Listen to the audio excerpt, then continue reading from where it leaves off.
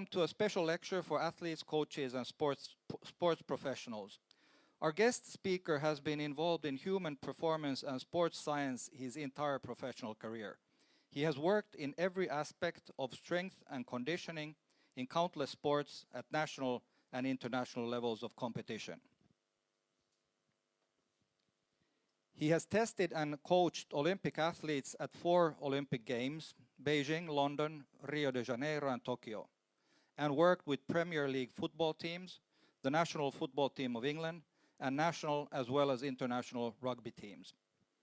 As an environmental physiologist, he has studied the functioning of the human body in extreme conditions and helped individuals achieve extraordinary goals, such as climbing of the top of Mount Everest, rowing the Atlantic Ocean, crossing the Sahara Desert, and traveling to the North and South Poles. He is an exercise and nutrition scientist with over 30 years of experience in elite sports, clinical physiology, and sports science research. He is an accredited strength and conditioning coach, accredited kinesianthropometrist, difficult word, and qualified nutritionist. Equipping him with an all-round knowledge and understanding of how best to develop people along the road of their health and fitness goals, as well as athletes. He has studied at Oxford, Liverpool, Glamorgan, and Liverpool John Moores universities, and is currently a visiting professor at the University of Central Lancashire. He also works at Zinzino as the Chief Product Officer, making sure that science and the highest possible quality are at the basis of what we do.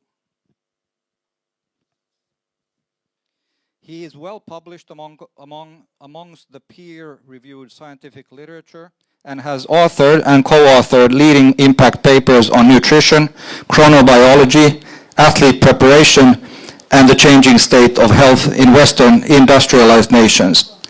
From clinical rehabilitation right up to elite sports performance, he has worked with an extremely broad range of athletes and individuals.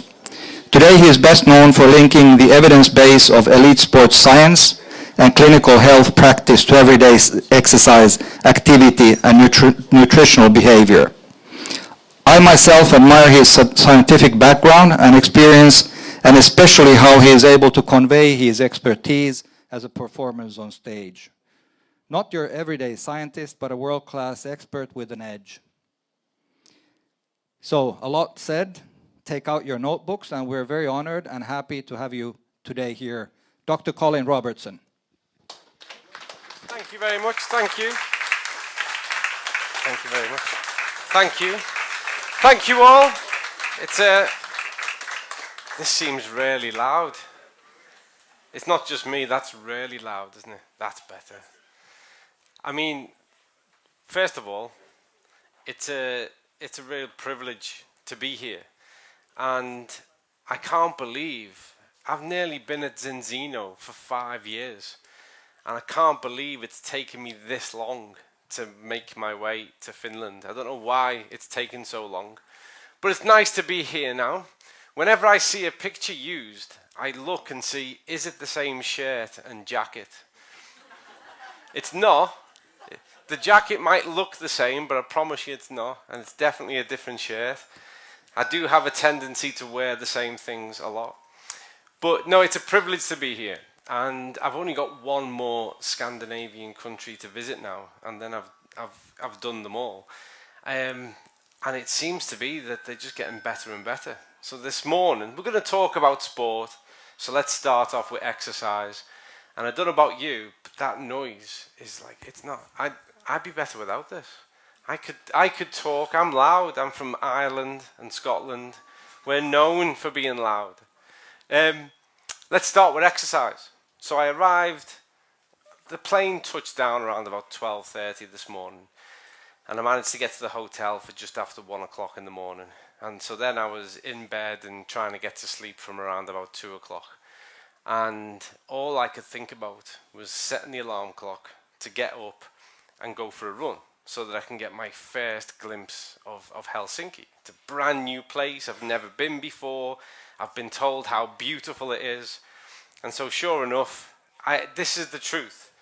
I was so excited about the prospect of getting up to go for the run that I couldn't sleep.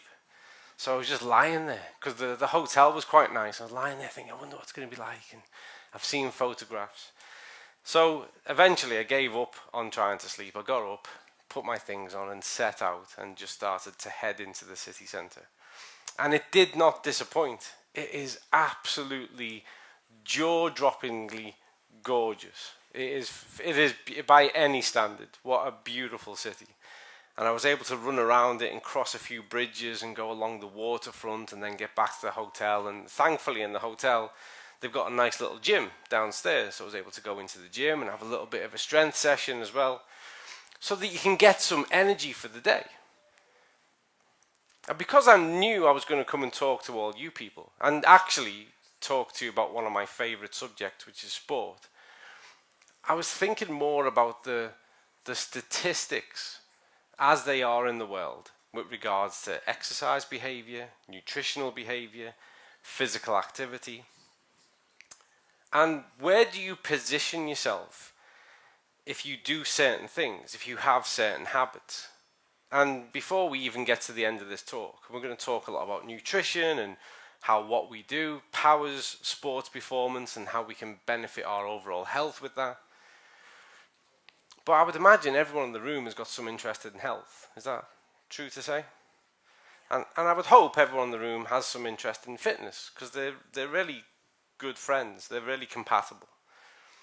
But do you know that if you are, for instance, if you spend 10 minutes a day reading a book, reading an article, 10 minutes a day, do you realize that puts you in the top 1% of all people in the world who read regularly? So if you want to develop superhuman powers, and you want to put yourself in the categories whereby you're kind of optimizing the experience and developing yourself, it's not about reading a book every week. It's not about, reading 100 pages every day. Literally, if you spend 10 minutes a day, you're in the top 1%. And then imagine what happens then if you double that. Let's say you spend 20 minutes. And let's say we go 3 times. That's 3x it. And you do 30 minutes a day of just doing a little bit of reading of something that you're interested in for your self-development. Or even, let's say you read some fiction. You might think, well, it's just entertainment. It's not. It's language. And whenever you read, you start to develop your language in a different way. And we have a phrase which is that someone speaks as though they read a lot. Do you have that phrase over here? So we use it quite a lot back in the UK and Ireland. Someone speaks as though they read a lot. And it has an impact on who and what you are. So where am I going with this? So today I'd spent a combined, in the morning, hour and 3 minutes doing exercise, which is very typical for me on any day of the week. Does anyone know what percentage of the global population that puts me in? Anyone want to hazard a guess? 10% a day reading puts you in the top 1%. So where do you think an hour a day of exercise puts you? 0.001. 0.001. Now, you don't need to, I don't want to be flattered. You don't need to tell me anything that's not true. Let's all just agree. I don't look like a superhuman. I'm not going to be in the next Marvel film, running down the road in Lycra. I'm nothing exceptional. I don't walk down the high street. People don't stop and go, oh my God, look at this human being. This person's incredible. I just look like anybody else. I look as normal as anyone else. And yet, all of the characteristics of my health, my well-being, put me in a decidedly different category to the vast majority of the population. So if you do 30 minutes a day, 5 days a week, which is the current recommended guidelines that we tell everybody, what percentage does that put you in? I'll give you a clue. He said it a moment ago. 0.01. So we go around the world, we write research articles upon it. There are gyms everywhere. Everywhere I go in the world, I'm looking for sports centres and gyms and fitness centres. And from the drive from Helsinki just through to here, I saw countless of them. There's gyms everywhere. I was told by my fantastic tour guide about the open outdoor pools, and some of them are heated and some of them aren't. There's trim trails, there's tracks. And yet, a tiny, tiny, tiny percentage of the global population do the minimum of what we recommend them to do. It's interesting, isn't it? And I don't think I've told you anything so far that you don't already know. Are you all aware that the guidelines are 30 minutes a day, most days of the week?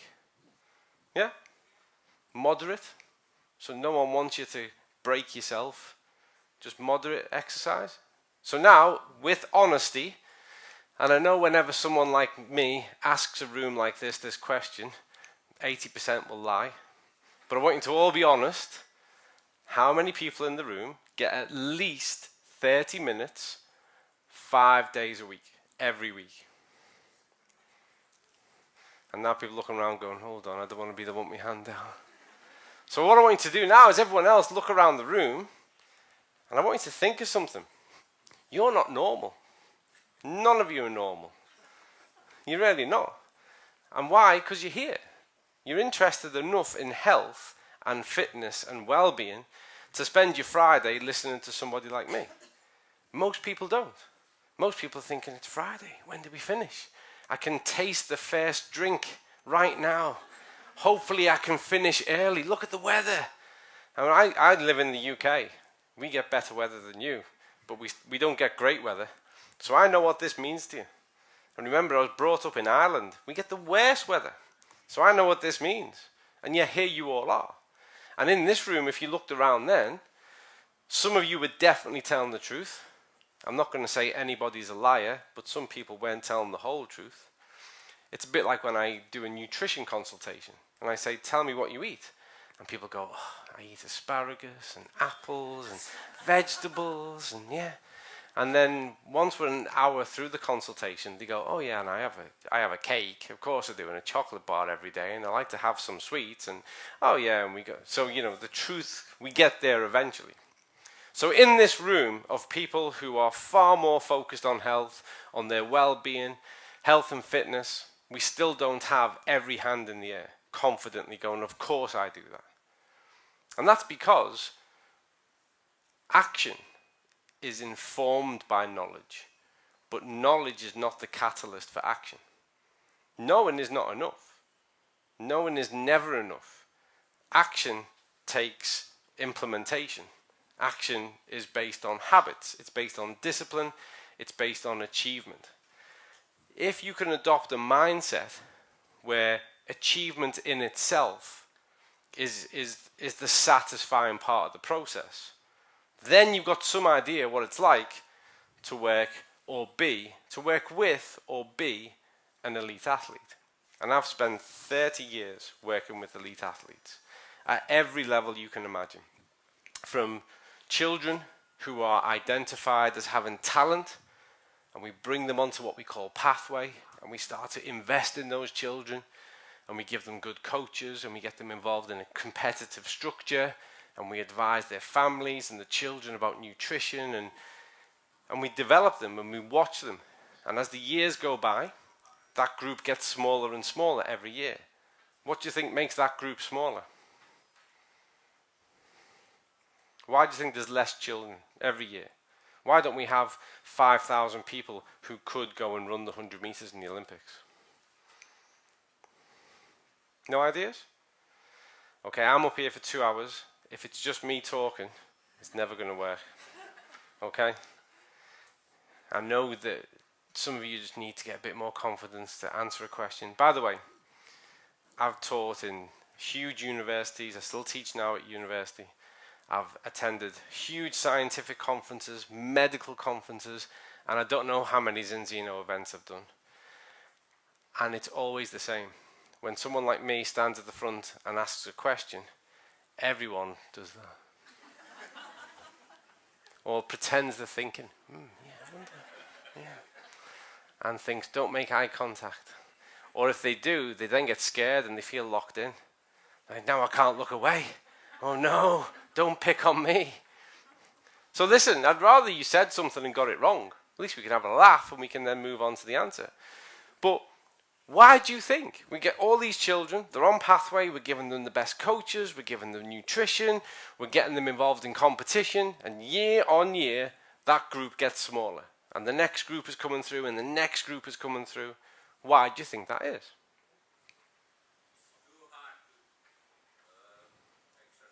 Yes, so that's a huge part. For a lot of people, it's the discipline. Go on.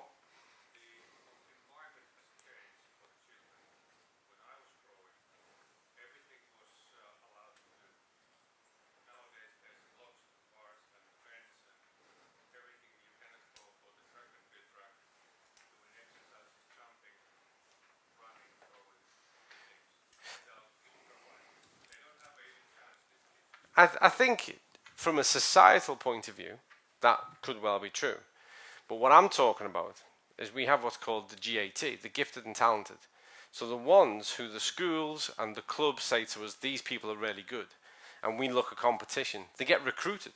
And then we give them access to the best facilities, and they are encouraged to train and participate as often as they can. So for this is the group I'm talking about. You've partly said it, it's tough. And so everyone wants it until doing it becomes the reality. It's hard. It's really hard. Imagine if you're a swimmer. The first ever youth development group I worked with were swimmers. Swimming is brutal. It certainly is in the UK. We've got 10-year-olds who are expected to be at the pool before school at 5 o'clock in the morning. That means they're getting up at 4. Then they come to the pool, they do a 2-hour session in the pool, then they have breakfast, which we've told them to eat, then they go to school, do a full day at school, do their training, their fitness training, and then come back to the pool in the evening at least 4 times a week. And then at the weekend you'll do galas, you'll compete at regionals and nationals. It is brutal. And kids like to have fun. And their friends are having parties at the weekend. And their parents, like people like all of us, they go, how many years have I got to get up at 4 o'clock in the morning to get them to the pool? So there's lots of challenges, and it's hard. And then there's the competition. The biggest thing that separates is the competition. Year on year, we're only interested in the best. I know now, so forgive me. I know everybody likes to say, well done, you tried your best. The main thing is that you took part. That's the 21st century motto, isn't it? Yep. No? Yes? Yeah? You hand up at the back? You maybe know Jari Liedmanen. He's training in the morning. About you maybe know Jari Liedmanen, football trainer No. and player. Some years ago, playing in Liverpool also, and he's from here, Lahti, and I know he trained in the morning about 30 minutes before school, and also in afternoon. Mm-hmm. And he is doing just what you are talking about. Well, I mean, it comes a habit and daily training. it does, and it does across sports. But the point I use swimming because swimming's particularly extreme. It happens across all sports. Sport and its requirements for training is really, really demanding. But the point is, and even in football, I've worked in big football clubs and small football clubs. The point is society is out of touch with professional and competitive sport. And maybe it's different in Finland, but everywhere I go in the world, people are giving children medals just for taking part. They go, well done, you took part, that's the important thing. And that's nice, it's lovely, very nice. But it's got nothing to do with sport. At sport, we assess you every month, and we assess you every competition. and we take you off because it costs money and it costs time and it's resources, and there might be a child who can compete better and win more trophies and win more medals. And what we're looking for are people who will eventually go to the Olympic Games and bring home a gold medal. And you just being nice and taking part isn't good enough. So sport breaks people's hearts 24 hours a day. And can you imagine how excited a child is to be told you've been selected? You've been selected to be a part of this Olympic pathway. And then the reality kicks in. The early morning training, the after school training, the diet, which we're going to come to. People like me, and this is a true story, what I would do, and the last time I did this was not so long ago, is that a person's child gets selected for what we call a pathway. So now they have the potential, if they can cope with all of this, to one day represent their country. And so we get the best trainers, we get physiotherapists, we get everything in place, and you might end up with me as your nutritionist. But I know that child doesn't make choices about what they eat. You do. And that child's habits are all influenced by you. But now we want to give that child the best possible chance to become the best at what they do in the world. So my habit in the morning or in the day of an hour of exercise puts me in the 0.001 category. What percentage of the global population do you think end up taking a medal home from the Olympics? 0.000000001. That's the global population of Olympic medal holders. Way, way beyond what we do. And it's tough. And so what I would do is your child gets selected and everyone's excited and thinks this is fantastic, and they start picking the dream car and holiday because they can imagine all the money and the fame and the success. And I come and knock on your door, say, hello, my name's Dr. Colin Robertson, and I'd like to see what you've got in your fridge and your cupboards, please, because your child now belongs to us. They might, in 15 years' time, win a medal. So we need to think about what they eat now. So what's in your cupboards? And you see white faces. What? Oh, we don't normally buy that. That's just, no, we don't normally have this. They wouldn't be there normally. Can we go in the fridge? Oh, what's this big 2-litre bottle of Coke? Oh, no, we don't normally have that. That's just for, nothing's ever normal when I show up. It's never normal. I've always, no matter how many times I've done it, which is hundreds, I always land on a non-normal day. When I was working in the hospital with people who have to have surgery, to have life-saving operations, and I've got to help them to lose weight so it's safe enough for them to have an operation. And we start to talk through their week. Yeah, but Tuesday wasn't normal. I wouldn't normally do that on a Tuesday. And Wednesday was the neighbour's birthday, so we had pizza. And then Thursday, well, the child came home from school and, they'd had a tough day, so we went and we had some ice creams. And, well, Friday, we always go to McDonald's on a Friday, just once a week. And Saturday goes on and on and on. And athletes are normal people from the normal world. And so their diet, when they begin, and often as you're managing it through, is very similar to how most of the world eats. And the way most of the world eats is not great. We'll talk about that in other sessions. So what we have to do first of all with our athletes is establish what we would call a healthy diet. That's the first thing. It's not about supplementation, it's about what can we do with the diet. And so what I'm going to take you through, let's get rid of that and that, is we're going to get through to not only how does nutrition power sports performance, but specifically how does Zinzino help to power sports performance. And I don't know if it's coincidence, but since I joined Zinzino, the number and the status of the sports teams, individuals that have come on board with Zinzino has gone up and up and up and up. So there are more and more elite athletes, professional athletes who are coming to Zinzino all the time. And we have some huge clubs, like for those of you who Have we got any football followers, fans in the room? Just 2. Okay. That's unusual. It's a global sport. It's the biggest single sport on the planet. But two people in Finland like it. That's okay. That's okay. I know you're good at hockey. I know you don't have an alarming track record in football. But when I go to the US and talk about football, they can name every Premiership team, and they often wear the tops, and it's the same wherever you go. Unfortunately for me, I come from the city that has the single best team in the world. But just down the road from us, there's another city called Manchester, and one of their big clubs called Manchester City has been using Zinzino products now for the past 5 years.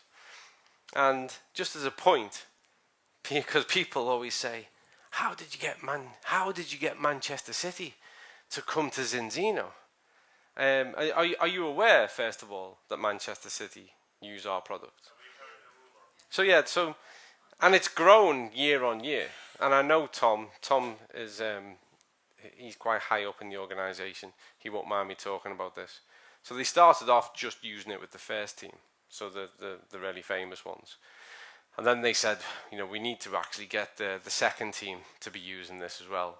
And then they said, well, we need the women's team to be using this as well. And then they said, well, actually, what we need is for the academy to be using this as well. So every year, their order has just got bigger and bigger.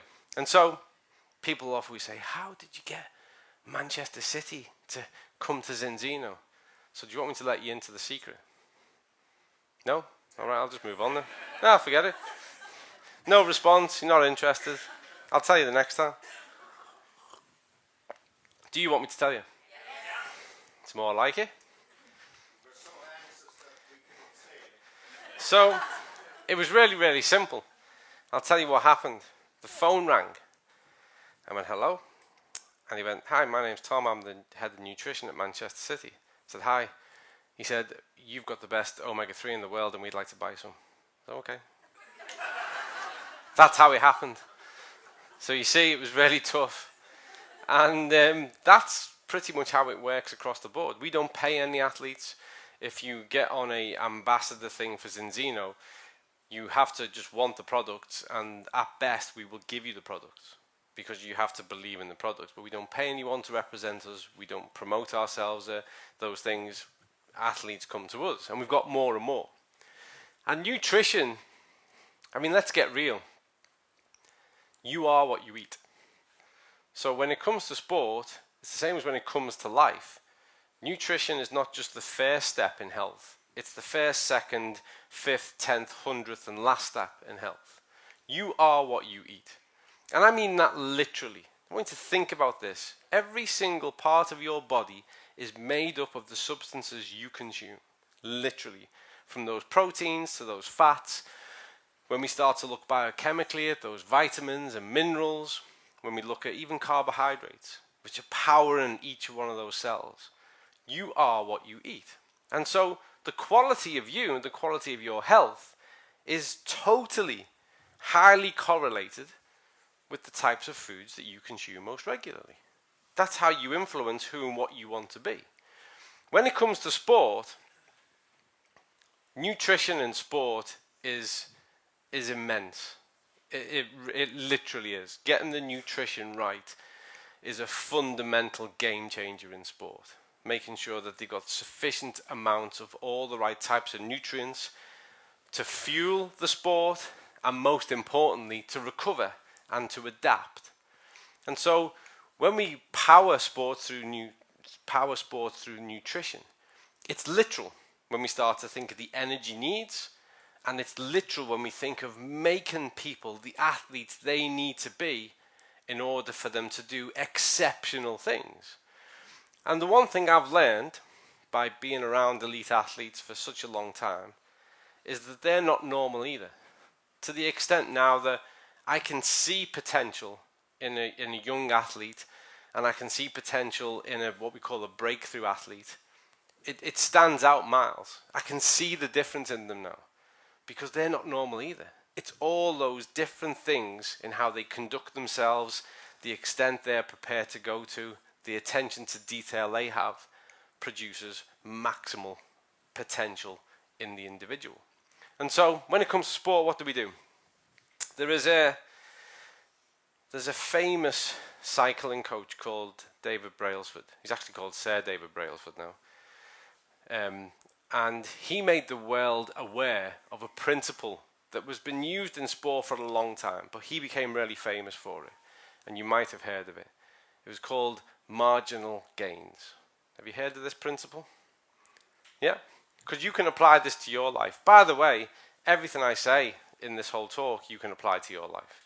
Because humans are humans, and we can all benefit from taking part of this. But marginal gains is a game changer. And it's where you recognize you won't make a 100% improvement in one area. But if you can identify 100 different things and make a 1% change in those, then you get a net 100% improvement. And David Brailsford, he took this to the extreme. I remember when we were flying out to Rio for the 2016 Olympics, every Team GB athlete had their own pillow that they specifically knew they liked, duvet for the bed. There was all kinds of individual things so that when they went there, their room could be made perfectly for them.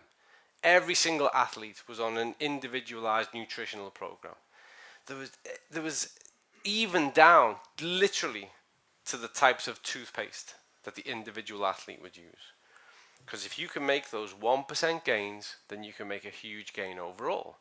And so when I get given an athlete or a group of athletes, I start to think, okay, what's the demand of the sport? And what can nutrition do measurably to make a change to their performance in that sport? How can I give you back a better athlete? And so what we're going to go through is looking at this. So this is what sports nutrition is. I don't like slides. I only put slides together because people expect them. I'd rather do presentations without them. So I'm not going to read that to you. That's there so that people can do what you're doing and go, bing, take a picture, and you can read it yourself. Because I think the most patronizing thing a presenter can do is go, so, sports nutrition is a specialized field of nutritional science that focuses on the dietary, blah, blah, blah, blah. So it's there for you, and then you can put it in Google Translate and you can have it in Finnish or whatever country's language you prefer.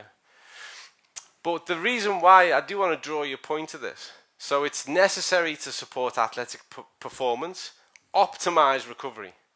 So, what do you think exercise does? There's a question. It breaks muscles. It breaks muscles. Perfect. So we break down muscle tissue. Okay? And then the body has to do what? Yeah, it has to recover. It has to repair that. So why does that lead towards bigger muscles? Why does that lead? Resilience, that's a different component. But why, if you break the muscle down, and then the body goes, right, I need to repair that, you've broken it, why does it make it bigger? Why? Why not just repair it? So it's what we call super compensation. So you said overcompensation. So we call it super compensate. But the reason why the body overcompensates or super compensates is not because it thinks we want to be big, because that's really inefficient. It's really inefficient. Why do you think that when you've been doing exercise, let's say you've been starting to run, and you start to run regularly, why do you think your resting heart rate, just sitting here now, why do you think that gets lower? Why does it affect that? Well, the heart is stronger and is pumping more oxygen through your body with one beat, so it has to beat less when you're resting. Perfect. The system has become more efficient. So the body is always trying to adapt to be more efficient. So the reason why the muscle gets bigger is simple, is that we call this CSA, cross-sectional area. And it's what we call an acute or an immediate response. So if I go to the gym and I do some bicep curls and I tear little micro tears in this muscle, the message says, okay, we went strong enough to do that, And the easiest thing to do is repair and be a little bit bigger. Because the bigger the cross-sectional area, the greater force I can produce. So it makes it more efficient. It's based on an efficiency. And then what happens is you go back to the gym and you pick up a heavier bar and you do it again. The body goes, right, okay, got to do that again. And so adaptation is all about efficiency. How can we efficiently do this? And that's why the first changes are to the muscle. The body goes, don't worry, we'll just get a little bit bigger. And it happens in the session. Anyone who goes to the gym, what happens in the session? What happens to your muscles? They get tired, but why does everyone share gym selfies? It's because they pump. Yeah, it's the best time, isn't it? Yeah, I'm just leaning against this. Yeah, because the muscle pumps. Even immediately in the session, the fluid in the muscle pumps to create force right there and then to cope. And then the message gets through that says, okay, this needs to be bigger. But bigger muscles are made of what? What are muscles made of? Amino acids, which are proteins. Yeah. And so the body goes, right then, I need to build more things. And so if it builds more, it costs more from an energy point of view. So then you have to consume more. So you have to address the protein, you have to address the energy to maintain the muscle mass. So there's lots of things that happen to develop this new level of efficiency. The fittest people you know, the fittest people we know, are really just hyper-efficient human beings. When they exercise and they run or they cycle or whatever it is they do, their heart rate can go to such a high level, they can cope with so much stress because of efficiencies, because of what they can cope and tolerate with. It's a strengthening of the cardiovascular system. And then the benefit of that to our health is that when you're rested and you're settled down, the body is so efficient that actually normal things, going for a walk, taking your children to school, going shopping, cleaning the house, sitting here listening to a madman from Ireland, it's really easy. Your heart rate's not under stress at all. And so when we look at this, optimizing recovery, we need to optimize recovery from life. Not just from sport, from day to day. And to promote long-term health in physically active individuals. That's what sports nutrition is. And so, why do we do it? It's that we take an evidence-based approach.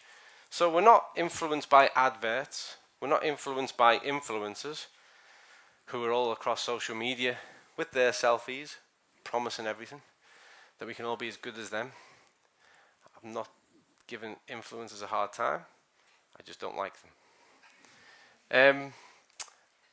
But we look to the research evidence because the science of nutrition is one of the most explored, written about, and evidence-based sciences of human health that there is. Because remember, and I'm very proud to have spent time working clinically in a big hospital, working in the medical system, very proud of that. I'm still supportive of that. I still represent that on occasions.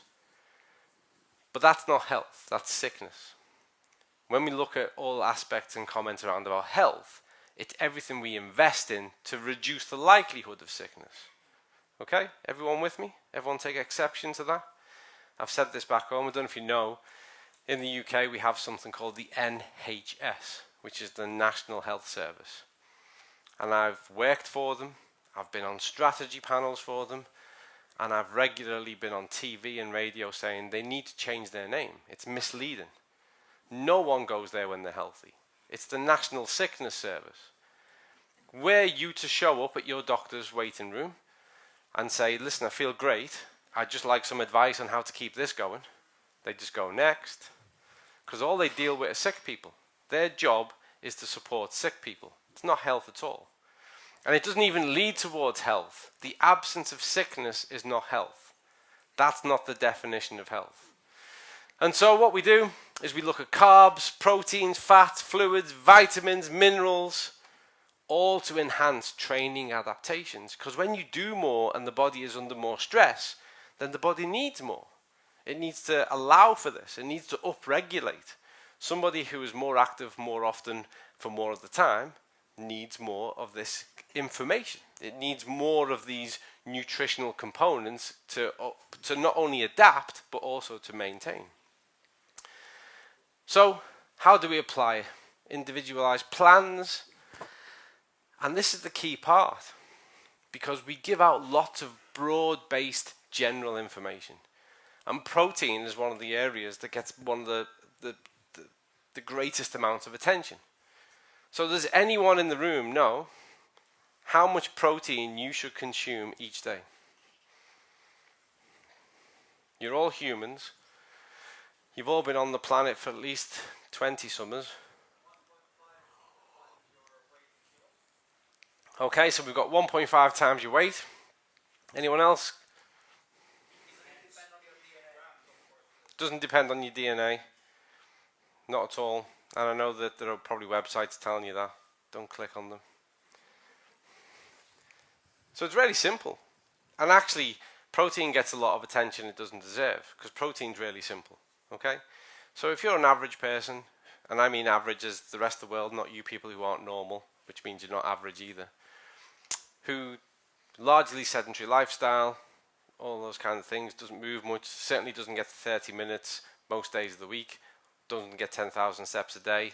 If you're just an average person, you need around about 1.5 grams per kilogram of your own mass per day, just to maintain your muscle mass, because your body is breaking down tissue every single day and reconstituting it. If you're starting to be more active, physically active, starting to do a bit of exercise, you probably want to take that up to about 1.7 grams per kilogram per day. And then, if you're training every day with some intensity and with some purpose, then you're going to start to get more towards the 2 grams per kilogram per day, which is a lot of protein. And that's what people start to call a high protein diet. But protein needs are essential. They really are.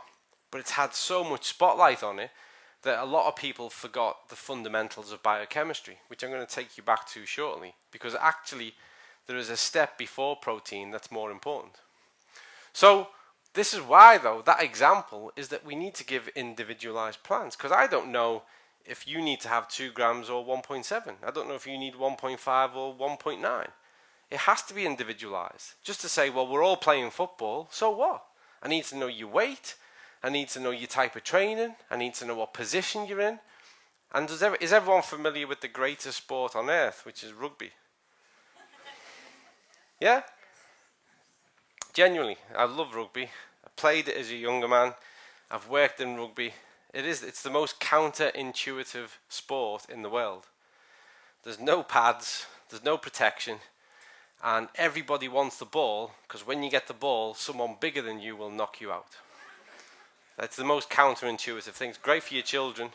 If you mentioned resilience before. If you want resilient kids, get them to play rugby for a couple of years. Seriously. But imagine that. And in rugby, you have forwards, and you have backs, and you have people on the wing. So it's all really, really different. It's really different. So it has to be individualized. Just the fact that you're doing the same sport, that just tells me the sport in need. And then it has to be based on the goals, because it's not always about winning. Sometimes it's developmental. Sometimes you've had an injury. You might be in recovery. And we have to look at things like physiology, and we have to look at whether or not we're building to a 4-year peak like we do in the Olympics, or are you going to play a game every week like we do in football? So there are so many variables that go into our assessment and how we apply it. I worked on you'll all know the Tour de France. Yeah, one of the most grueling cycling competitions in the world. And in 2007, I worked on that. I was one of the tour physiologists. I mean, the calorific expenditure per day of these athletes, the energy, the power they are putting through the pedals. And when they get onto mountain stages, it's unbelievable. And you can only get a certain amount of energy in whilst they're active. So can you imagine what it's like the minute they get back to the bus, and the things that you have to do to recover them so that next day they can get up and go and do it all again? It's remarkable. It's individualized. It's very specific to the sport, to the person, to the needs, to the demands of what they've literally just done. So, It's not simple. And you can't just give someone one guideline. Can I ask something about the protein intake? Because I was wondering, you said it's individualized and depends on the form of exercise. Mhm. And I was wondering for a while already if when you're bulking, so you're trying to gain, when you're, yes, thank you. When you're trying to gain muscle, trying to gain weight, and you are eating more calories than you burn, so you're kind of growing in a bulking stage. Do I need maybe less protein than when I have the opposite case? So I have a lower calorie intake than what I burn, and I'm losing weight, but I'm trying to retain the muscle. Do I? So it's there's an art to I know what you mean by bulking. Just to take everyone back, in the 90s I went over to the US and spent a little bit of time working in Gold's Gym in Venice Beach, which even has a poster up that says the Mecca of bodybuilding. And back in the day, it's just down the road from Muscle Beach, which you'll have seen on TV.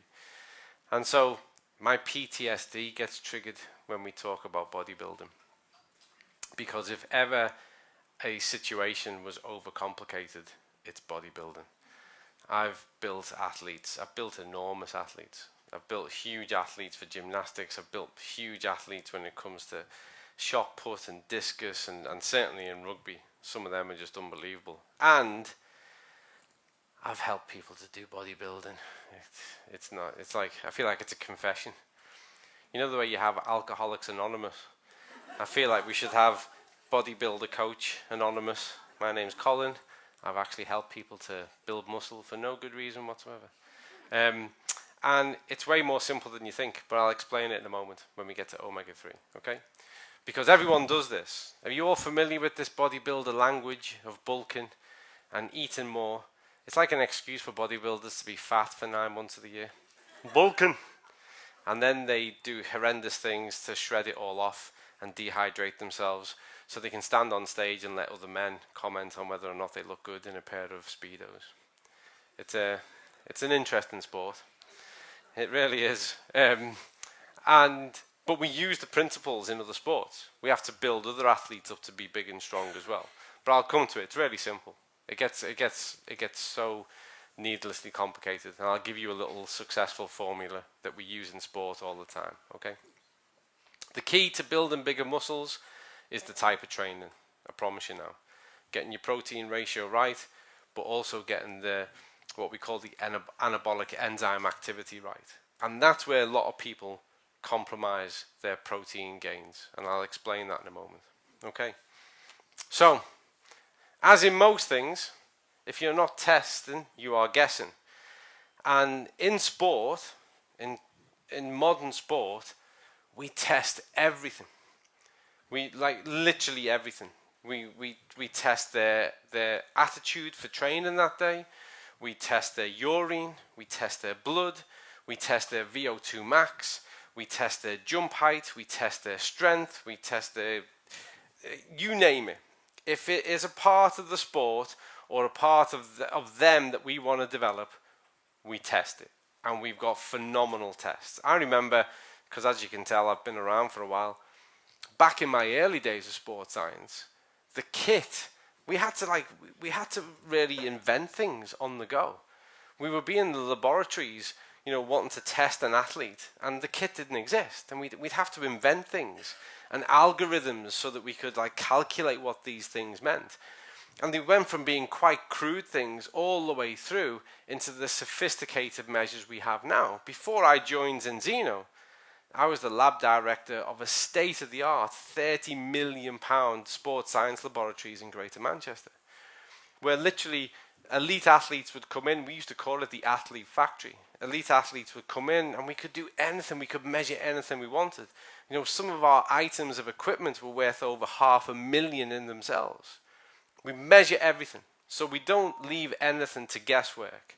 And that's why, to me, when I joined Zinzino, and you've got things like the blood test for the fatty acid profile, whilst that might be new to people, and I still hear it now where some academic or doctor will go, "Why don't I know about this?" And I go, "I don't know. I don't know why you don't know. Have you got any ideas?" because we've been doing this for years and years and years and years. We know why we do it. But like none of this was new. And we were measuring fatty acid profiles in people 21 years ago because we knew that the role omega-3 plays on muscular development, on managing the athlete, is so fundamental, is so important. But you've got to have the athlete in the right state. So we were measuring this 21 years ago, and those test measures have only improved and improved and improved ever since. So we measure everything. When I was working on the Tour de France, you'll be really envious now of the job I had. One of my jobs, we would take blood samples every day because we have to check the athletes and certain things we have to analyze. But I uniquely had the job that nobody else wanted. Every morning, 2 hours before they set off on the bike, every cyclist has to give a urine sample in a jar and leave them outside my hotel room. This would be around about 4:30 in the morning, 5 o'clock. And then I would take them all into my hotel room, and I would have to take the lid off every single one, and I would do certain osmolarity checks, so to look at fluid turnover, because they've rested all night, and we need to know their status of fluid turnover first thing in the morning. So we can say, rider 2 needs to have 1500 mil, and we need to put this electrolyte in. So this is how specific it is. You know, we've got to hydrate this way. And you've got to bear in mind, we might be like in the French mountains, and they've just done hours and hours on a bike, and they get back and they've been doing some recovery stuff and some hydration. They go to bed for a few hours, and then they get up and it's their morning pee. And some of it, literally, you could light up the room. Like, you know, and then you would lift the lid off. Wow.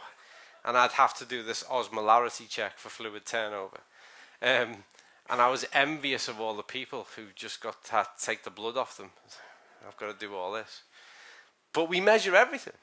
Like, nothing is left. And so now in the modern world, and one of the things that we do at Zinzino is test-based nutrition.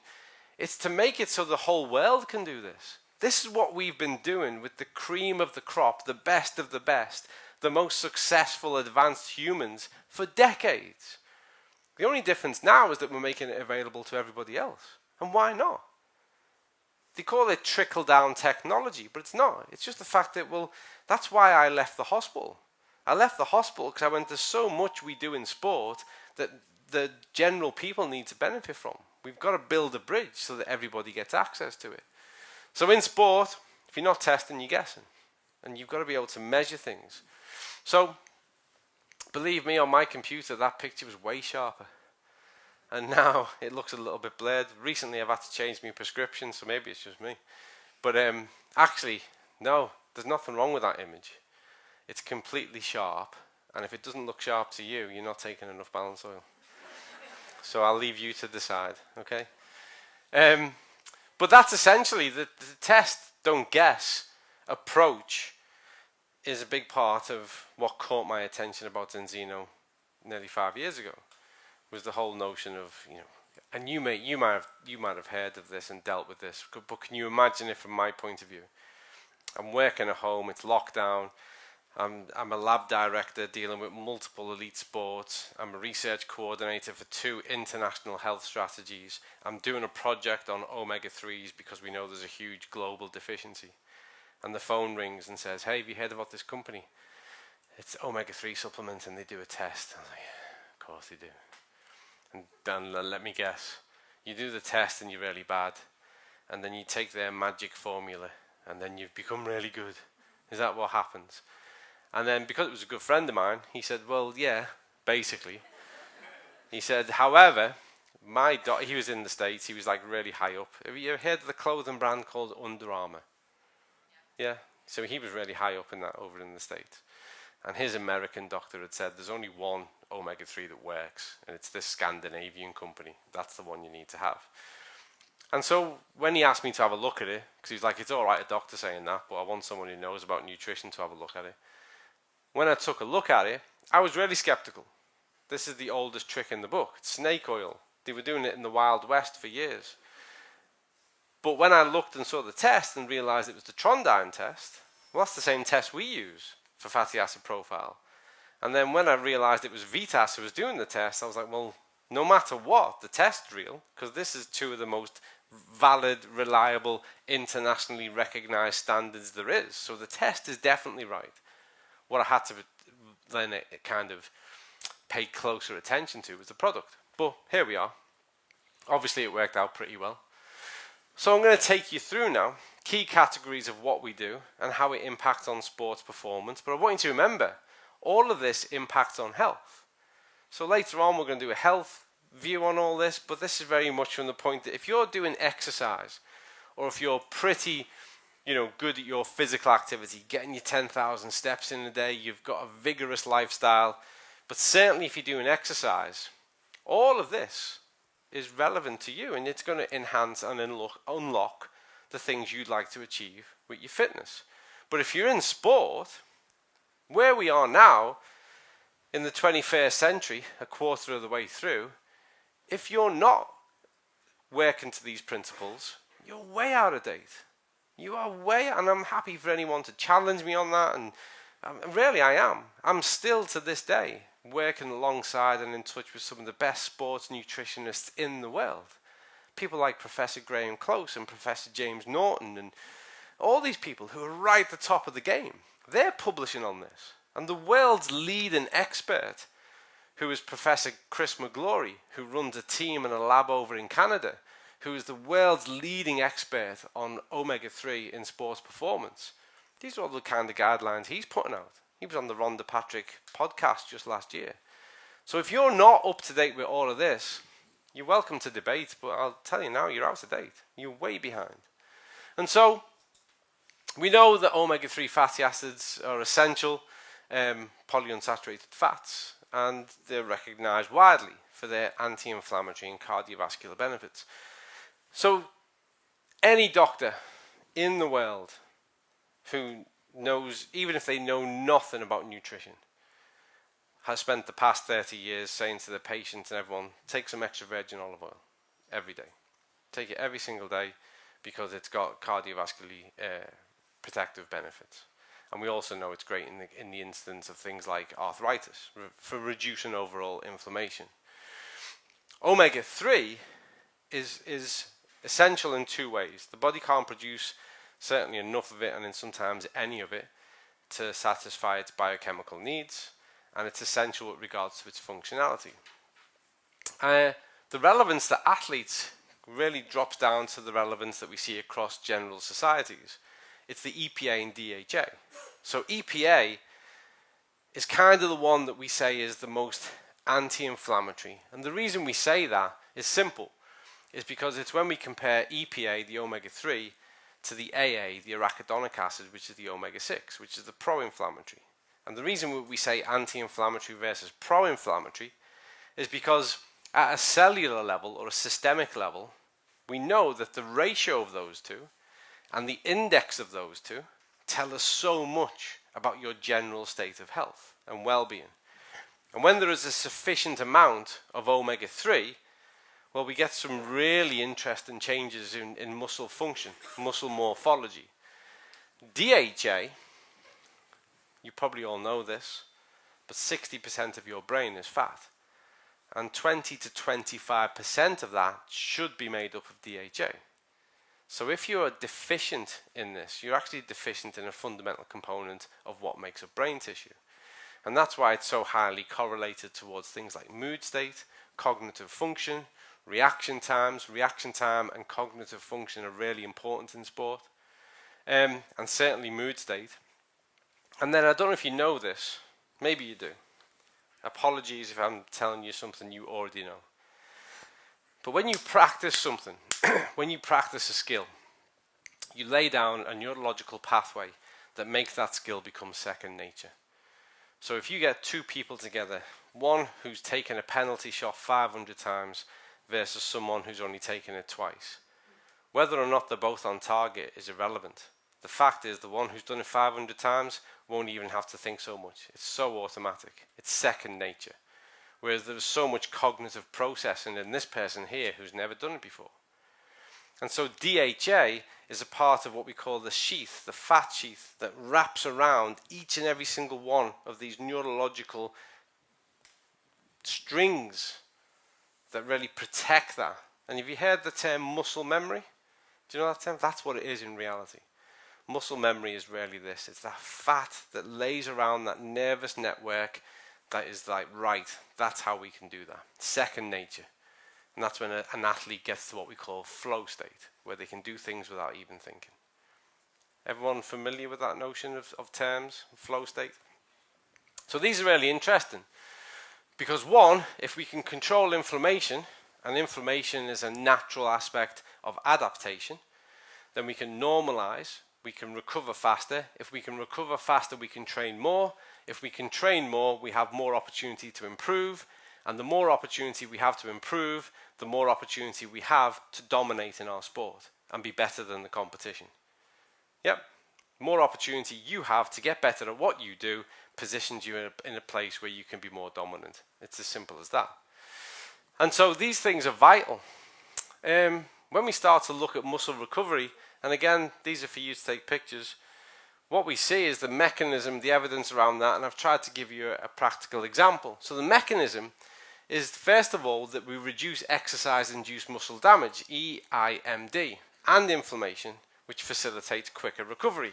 If you ever look at a textbook, and I taught this a lot when I was at the university and I was still teaching undergraduates, we teach them this inflammatory curve. And we go, right then, the competition or the exercise is here, and inflammatory markers go up and they peak, and then over 24 hours they do this, and then over 48 they do this, and 72 they do that, and then everything's back to normal. And it sounds great, but it's just not true. That is an idealized version of the inflammatory curve. Because the reality is that people's inflammatory status was already high, largely because of their dietary choices. They do some exercise, they make it even higher. And then their dietary choices, which are more pro-inflammatory and decidedly lacking in things like omega-3, well, they facilitate a continuous onset, a prolonged period of that inflammatory state. So it can actually, in the real world, rather than 72 hours for it to come back down to normal, and we measure this, we measure things like CRP, we measure things like creatine kinase, and we measure omega-3. It can be 100 hours, it can be 120 hours.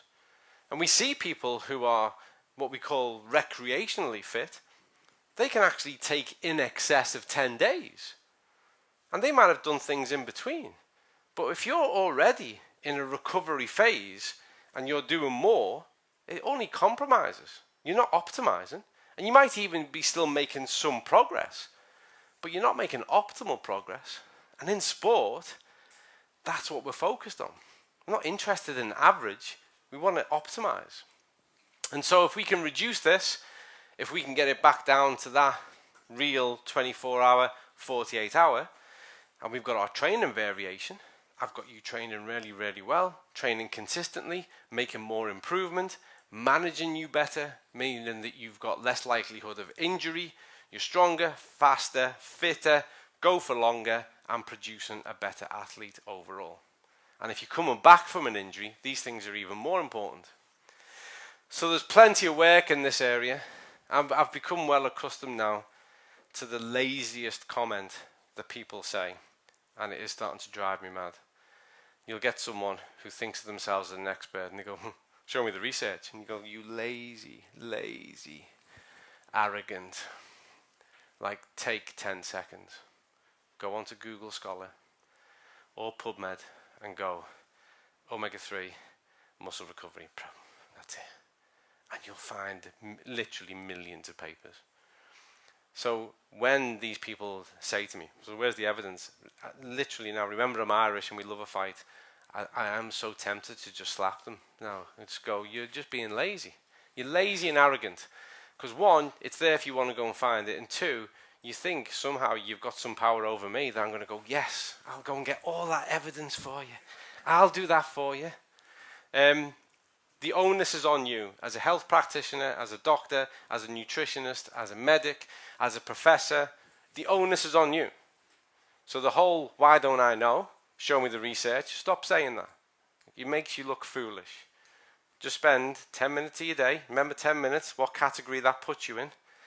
Go on to PubMed, go on to Google Scholar, and go and access all that peer-reviewed research. And then you don't need to say silly things like that. But here's a good paper, recent one, 2022. And you might be aware of this title here, DOMS, Delayed Onset of Muscle Soreness. Does anybody work in sport or fitness? No one. You're all a bit shy, aren't you? I'm not putting my hand up, because if I put my hand up, he's going to ask me something. I don't want to get involved in this session any more than I am. So, for those of you who've worked in sport and fitness, or even heard of this, DOMS, Delayed Onset of Muscle Soreness, what's the mechanism? Why do you get DOMS?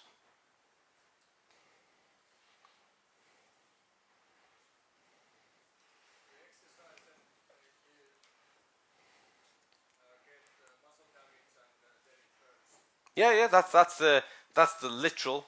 But what's the mechanism? What's the mechanism? What has happened to that structure that creates this?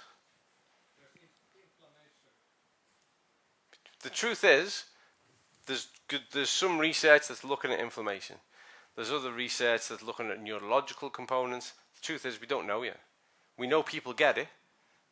It's really, really common. But the exact reason why people get it, yes, it's related to exercise, particularly excessive exercise, but we don't fully, no one's finally said, and that's it. But we know people get it. But the interesting thing is that consistently it aligns with inflammatory response curves. Because when you manage inflammation, you reduce DOMS. And so think of this for yourself. You might have been to the gym, New Year's Day, because the day before, when you were drinking wine, you went, New Year, new me. I'm going to start tomorrow. And then you woke up and the kids went, you're going to the gym, aren't you? Let's go and do this. Or you're one of those people that I take satisfaction in looking at on January the 1st and 2nd, and they're out there at the worst time of the year, wearing all their brand new kit, trying to run in the worst weather. And they wonder why they quit. But after that initial session, it's really common for you to get DOMS. We've had a break from exercise, so most of us have experienced it. But what we see consistently is where there is a sufficient amount of omega-3, as in above 8% total, DOMS is less of a factor, and in a lot of instances, it's not even a factor at all. So it's definitely related to the presence of inflammatory markers. We can improve cardiovascular efficiency. Omega-3 enhances blood flow, oxygen delivery to muscles, improving endothelial function. There's plenty of research around this. In fact, it's probably one of the most researched aspects of sports performance. And we see this improvement in oxygen kinetics most measurably in long distance runners, but there's even good work that shows it in football, in rugby, track and field, even in 100-meter sprinters. Because believe me, 100-meter sprinters spend a lot of time training their endurance mechanisms as well as their anaerobic mechanisms. And so we know that omega-3 is cardiovascularly protective, but there's not enough talked about the fact that it leads to cardiovascular efficiencies. And remember at the start I told you, sport and adaptation is all about developing efficiencies, making the systems more efficient so they can do more and they're less stressed at any point of what we do and what we engage in. And so omega-3 found its way into sport through this, really. So it was targeted for this simple notion. If it's cardiovascularly protective, maybe it enhances cardiovascular function. And the early research, you go back and you'll find it was really, really promising. And it's been built on, it's been refined, and now it's well established. And then off the back of that, our understanding of omega-3 took us then into the experiential part. People saying, when I've got enough omega-3, I'm less sore. So that was experiential. Then you start to look into the mechanism of that and omega-3's role in controlling inflammation. So already, if you're looking, and if you're in this room from a sports background, you should be thinking, okay, other than, I did this the other day and someone shouted chess. I said, other than darts and snooker, tell me a sport that doesn't rely on some type of cardiovascular efficiency. And someone went, chess. But it does, because cardiovascular efficiency leads to blood-brain barrier efficiencies. More oxygen to the brain is highly implicated in cognitive function and IQ. So there is a benefit. Admittedly, I'm forcing it that way, but it is true. But most sports, the vast majority of sports, rely on a level of cardiovascular efficiency and a fitter athlete. And so this is where the research keeps coming back round to as well. It keeps coming back round to this. Then we get into boosting muscle protein synthesis. So for our guy who wants even bigger biceps than the ones he's got in his little tight top now, ready to bulk. So imagine this, because this is how it works. You've gone to the gym, worked the guns, you've broken down the muscle tissue, and the tissue is broken and torn. Okay, and it's going to go into a repair cycle. But what you want is biochemically, you want a conversation that says, make them bigger. I want a bigger muscle. I've done this type of sets and reps and resistance. I've created enough inflammation within the muscle. And what I want is the anabolic activity.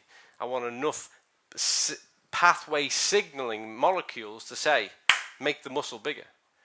And so if you do the exercise and you take the protein, you will get some benefit, for sure. You will. But let's say you were doing that, you were training well, and you were taking the right amount of protein. If we were to say what percentage out of 100 are you optimizing your potential, you're probably around about 75 at best.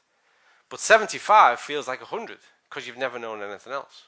You go, this is great, this is what happens. I train, I take my protein, I train, take protein, and that's what happens. But see, protein itself is not an anabolic pathway signaler. Omega-3 is. So it's the presence of omega-3 that stimulates muscle protein synthesis. So if you are omega-3 deficient, training and taking protein, the gains you're getting are only a percentage of the gains you're potentially capable of. Because a huge part of that communication mechanism isn't functioning. But you should never expect to see a change if you didn't make one. And the problem with a lot of the early research in sports science around omega-3 is it would say, okay, here's my athlete, take omega-3, do some training, and let's measure strength, let's measure muscles and see what happens. And they go, nothing happens. So we know that omega-3 is a anabolic enzyme activity stimulator, but doesn't seem to do anything.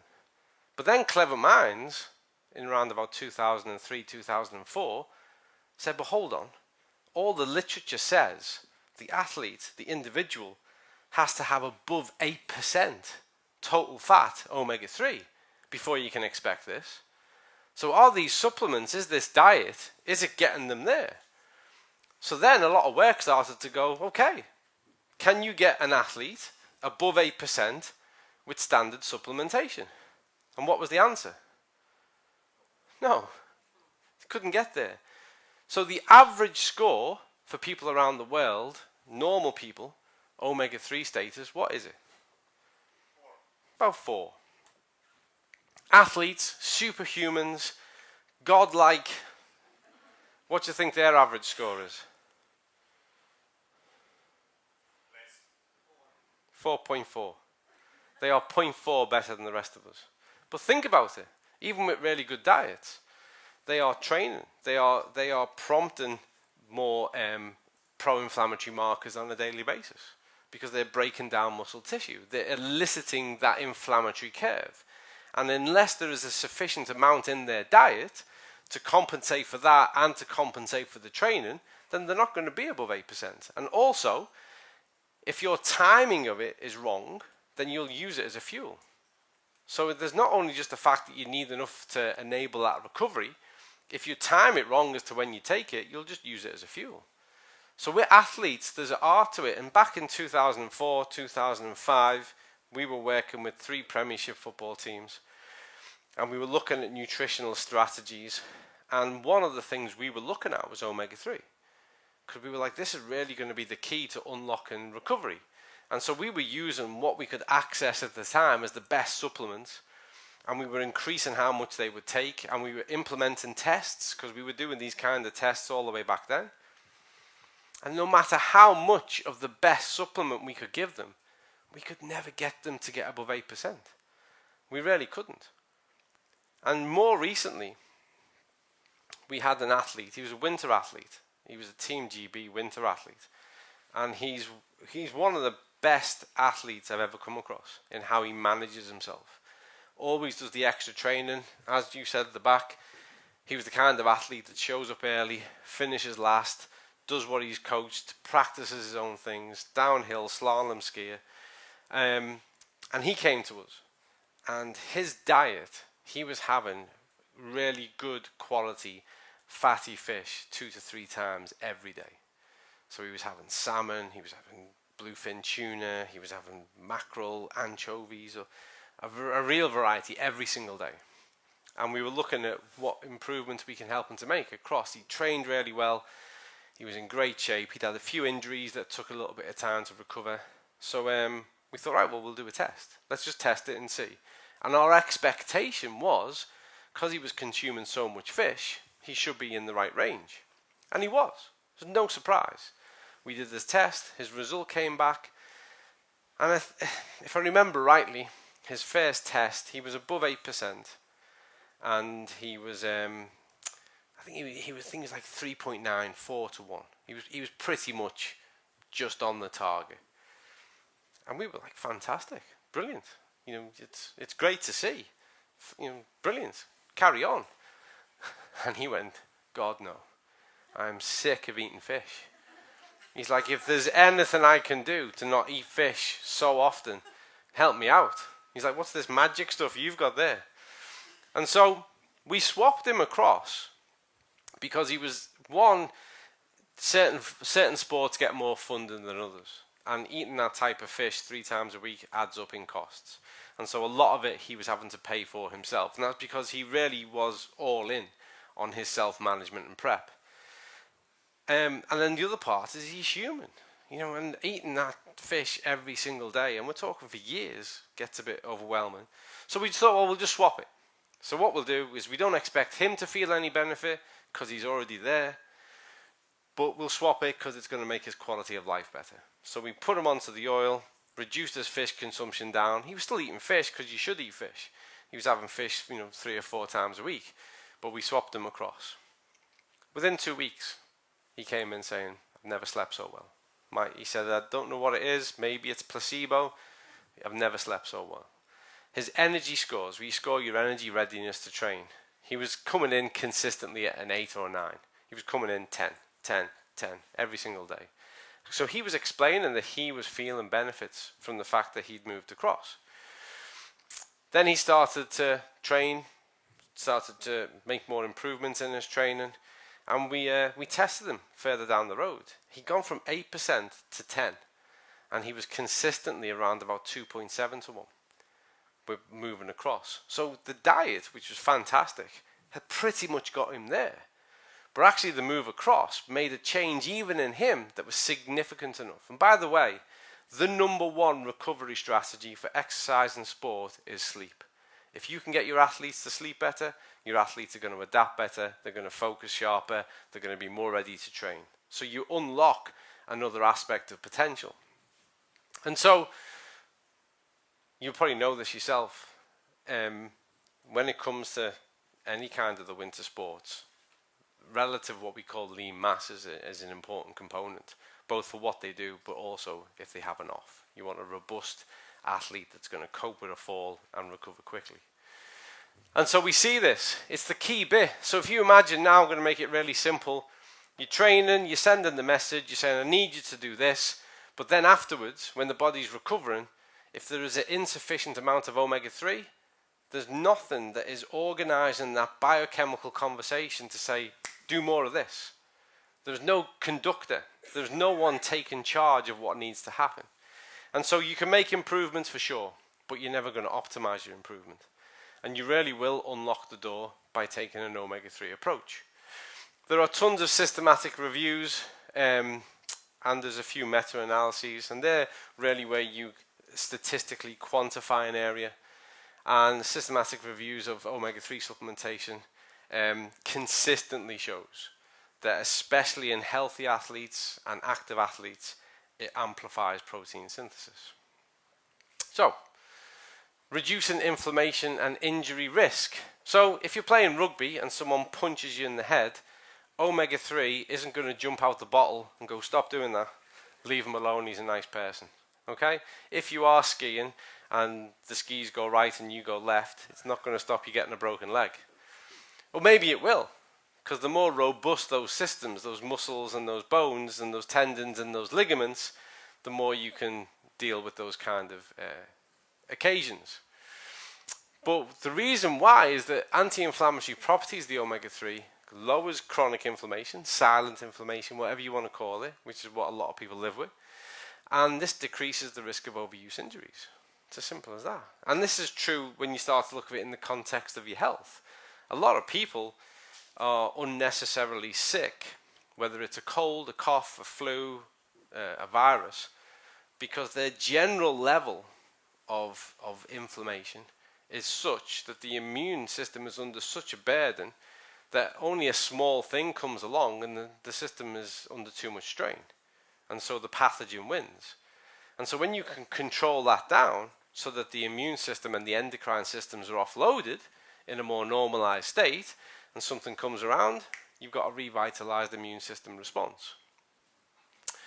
But by reducing pro-inflammatory cytokines, we reduce injury, we aid in injury prevention because the system is more robust, less excitable, but also the system is more resilient and robust to the extent that it can withstand these things better. So these are the key examples. There are awkward, really irritating injuries that athletes get, and they get plagued with them. And things like tendinitis are just a pain. And things like, we call it like tennis elbow and golfer's elbow and patella tendinitis. And these little things, they're so irritating. And anything with an itis on it, and if you don't know, just means inflammation. It's swollen, it's inflamed. And it can be non like defined. It's swollen, it's irritated.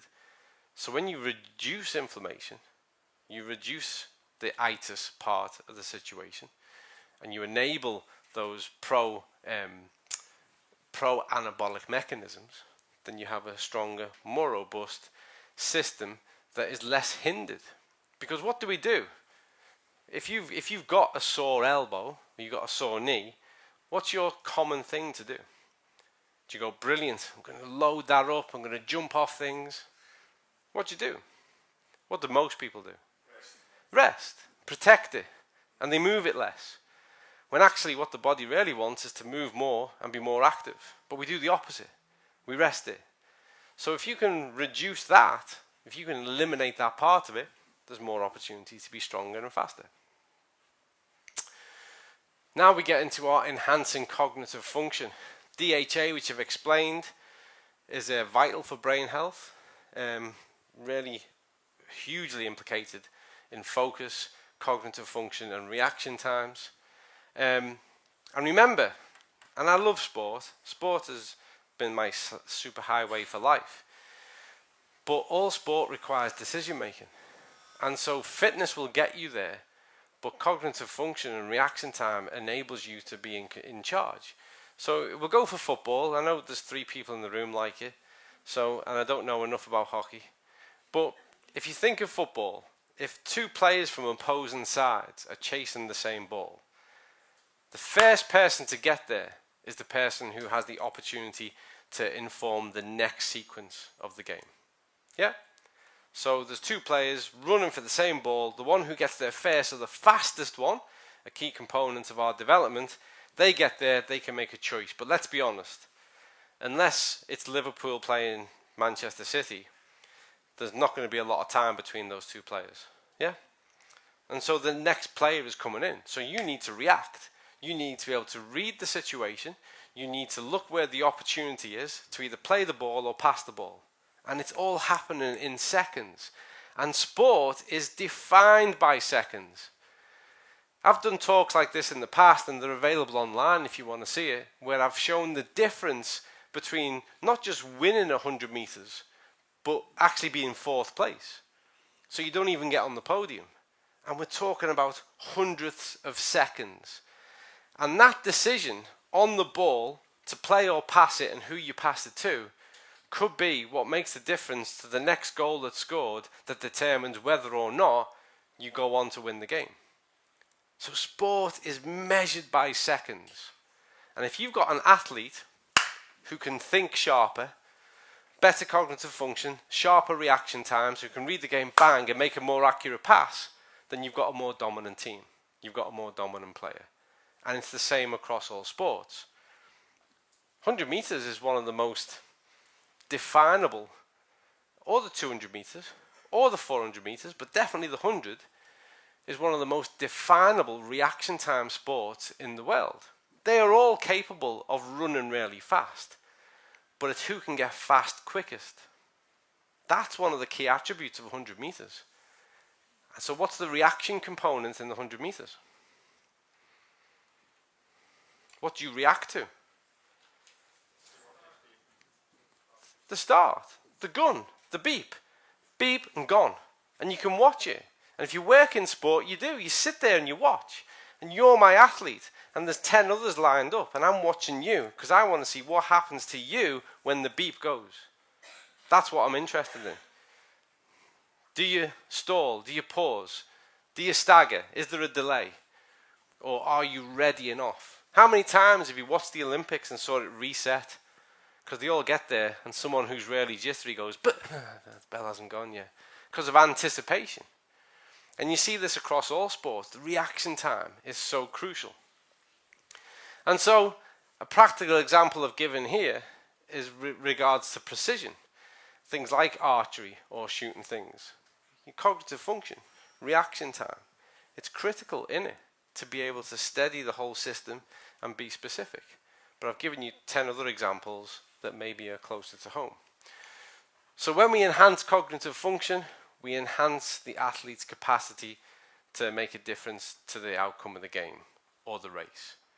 And so DHA, which is an attribute that's so commonly deficient in most athletes and most humans, I mean, maybe I'll say this in the next talk, which is about health, but the world's gone through a crazy phase, you've probably noticed.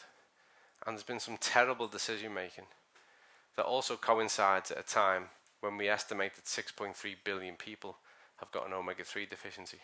Now, I'm not saying that correlation is always cause and effect, but at a time when we know that the vast majority of people in the world are deficient in something that plays such a significant role on cognitive function, maybe it explains some of the decisions that are being made. I don't know. It's just my theory. So, where are we doing? We're doing great for time. I'll even be able to have some time for questions at this rate. I'm going to give you this because I said at the start, you can't really give general guidelines because it's so individualized. But you can give people a place to start from. Now I know, because I've done this talk twice now, I'll say suggesting up to 3.5 grams a day, and someone will come up to me and go, you know, you said 3.5 grams, but my blah, blah, blah, blah, blah does this. What do you think they should do? So it's individualized. All across this room, there will be individual requirements or the people that you're working to. This is just a guideline. And this is saying that there are studies suggesting up to 3.5 grams per day of combined EPA and DHA.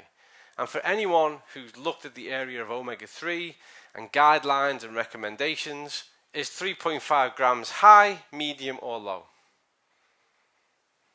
That was a bit overwhelming when you all answer at once. Anyone want to guess, is that a low recommendation, a medium, or a high? Medium. I'd say it's medium to high. And the reason being, as I explained earlier, athletes are going to utilize more of it as fuel. Athletes are going to be in more of a pro-inflammatory state, and so require that to be compensated more. And so there's more of a daily need. They're going to utilize it far more than the average person who's just physically active. We're looking at natural sources. No matter what, please remember that we supplement the diet. That's what we do. When we're talking about health, it's easier because there are so many challenges in the world when it comes to a healthy diet. But whenever we look at in supplementation, we're looking at intelligent supplementation. And you should be looking at how can I make this, one, not just easier, but how can I make this more effective? If the body's working to efficiencies, we're working to effectiveness. And intelligent supplementation is where you go, okay, there's only so much I can achieve realistically through a diet in a certain area. And that opens the door for me to consider supplementation. And that's why, I think I've got time, it irritates me a lot, because we should be way past this now.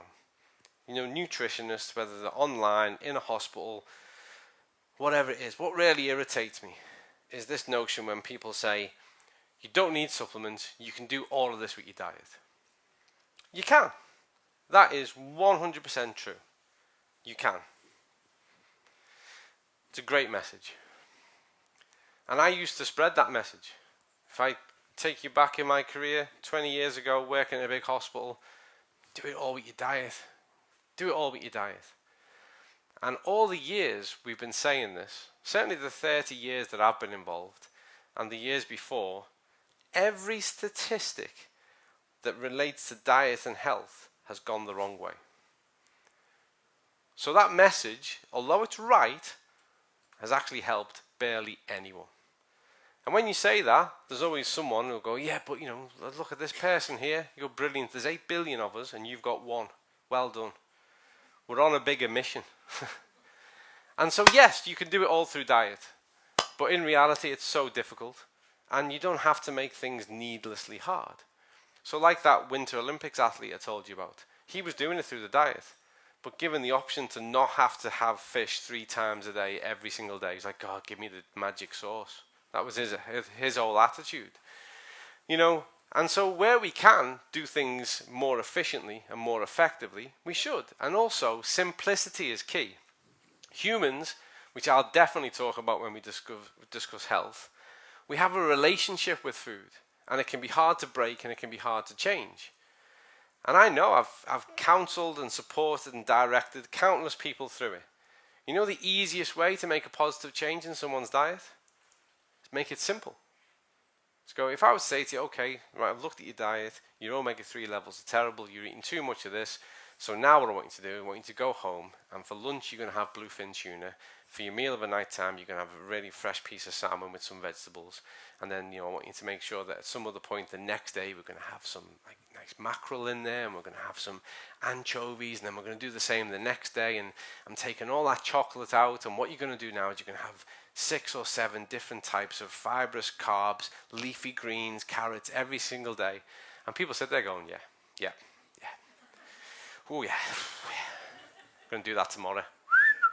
And they go home and they nurture themselves with a bar of chocolate whilst they get over the shock. Whereas if I say to you, take this, just take that, and we're going to start to make a positive change. They go, okay, I can give that a go. Just do this. And that actually takes you right back to the power of epigenetics. Epigenetics is the reality you can change gene expression by being consistent with simple things that you do. Blueberries are really epigenetic. Raspberries are epigenetic. Turmeric is epigenetic. Omega-3 is epigenetic. Olive oil is epigenetic. So if I get you to just take this every day, and also go back, Col, go back, he says, this clicker's not working. There. It'll probably go back too many now because I've pressed it 5 times. But if we're talking about DHA, if we're talking about a globally recognized deficiency, and I want you to think differently so that you can turn different thoughts into different actions, one of the best things I can do is just go, okay, all that other stuff we'll figure out, but let's just start topping that up. Let's get it so you've got a sufficient amount of DHA, and then let's see how you feel about the other changes you need to make. So there is such a power to just putting the good stuff in. But yes, natural sources, fresh, wild, line-caught, fatty fish, salmon, mackerel, tuna. You've got your plant-based omegas. So remember now, you won't get EPA and DHA from flax seeds. You get other types of omega-3s. You won't get those, okay? But you know, we can get other types of really good protective omega-3s from different specific types. And I'm not going to delve into it here, but I can see there's a lot of women in the room. And all I'm going to say is, based on my interpretation of the research and the data, and the protective benefits that are derived from the nutrients in walnuts, you should all be making sure, unless you have a nut intolerance, that you're eating them pretty much every day, is what I'd say. I'm not going to delve into diseases and why I think that. If you go and have a quick look, you'll see for yourself. But we are at the point of consensus that we know that there are certain protective elements to the nutrients we take from that, particularly for women. Okay, so go and check that out, and I would recommend it. Supplementation, high quality fish oil or algae based supplements. And this is the key bit now. What time are we on? We're okay. You have 15 minutes So the key bit is, with the Q&A. including the Q&A. Including. Yeah. So I'll just consume it all up. Me talking, don't have to answer any questions.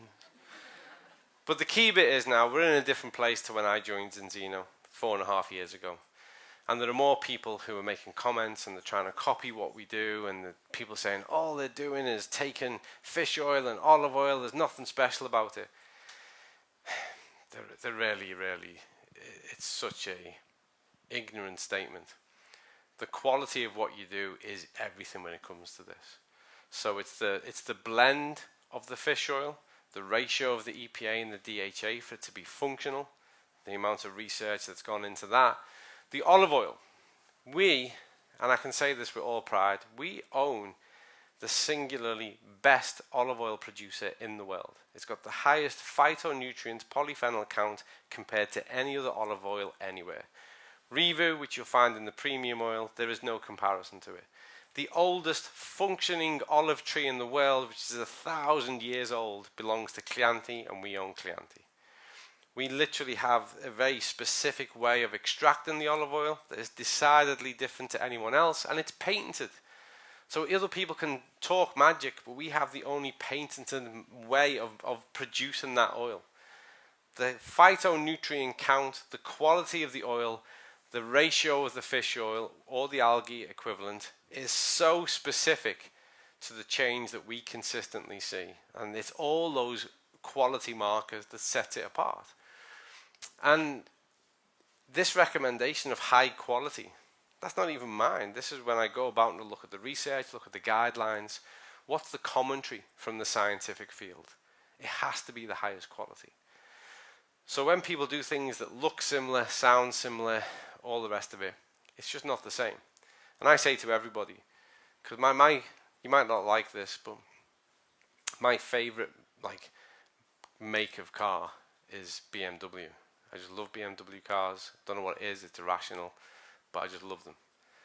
And I say to everyone, do you want a BMW or do you want a copy of a BMW? Or do you want an Audi or do you want a copy of an Audi? Or do you want a Porsche or do you want a copy of a Porsche? The difference is everything between what you're getting when it's a copy or the real deal. So think about that. So we're going to go into our summaries now. So timing, consume, and this is good for you as well, consuming your omega-3s or your supplement with a meal enhances absorption. Okay, and some people actually, because it's an oil, find it heavy on the stomach. And I say the best advice is sit down with your meal, take a couple of mouthfuls of the first thing you're going to eat, drink your oil, and then carry on eating.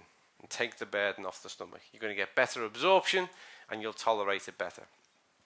However, if you're exercising, you know you're going to exercise that day, take it as a part of your recovery meal, or certainly sometime after the exercise or sports training.